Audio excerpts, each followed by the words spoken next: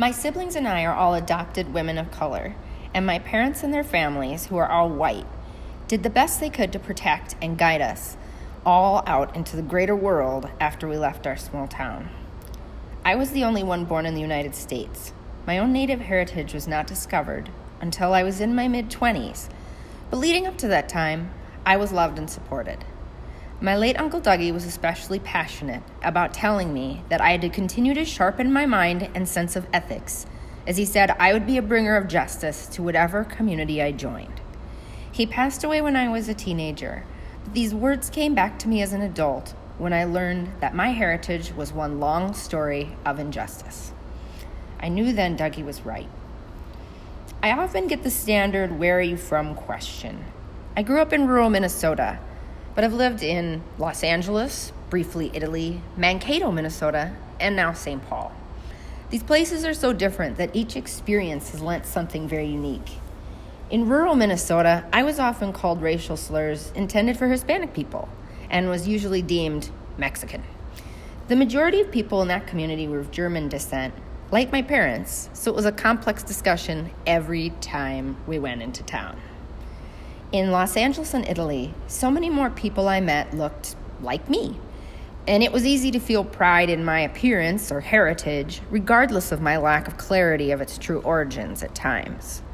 Mankato, Minnesota felt pretty similar to rural Minnesota culturally, and I was often asked to clarify my ethnicity.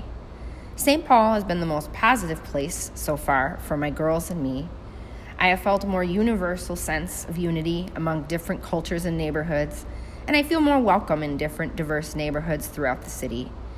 It was in St. Paul I was able to start my own endeavor to fight for justice for people of color who didn't have the many privileges my sisters and I grew up with. Those experiences that shaped me most were my family's providing me access to art and nature. I was given a great parochial education, but I feel that my family's choice of living in a more rustic lifestyle in a very wooded area had a huge impact on my perspective of the natural world. My sister Jaylene and I both studied classical music, and that made me feel the beautiful and even sublime elements of our human nature could be shared by all. What a gift we had making our own music under our cathedral of oak trees.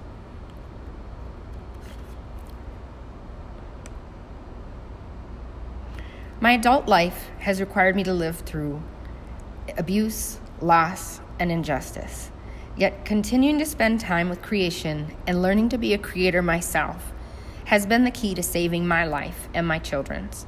They have often been the leaders in this, dragging me outside regardless of the temperature. They always claim, "It's not that cold out, Mom. You were just born in Texas." I'm not sure if any of that can be backed by science, but they do have a point about perspective. I feel the blind spot most people have regarding the ethnic identity in America is that there is any one kind of person. Yes, my identity is very strongly tied to a culture or even several cultures in which I share commonalities with my neighbors. But every Native person, every Minnesotan, every person I meet comes into describing their identity in such a personal way. I think the biggest misconception I've found is that there is one story that can be attached to any people or ethnic group, that learning where they're from is going to tell you all you need to know about them.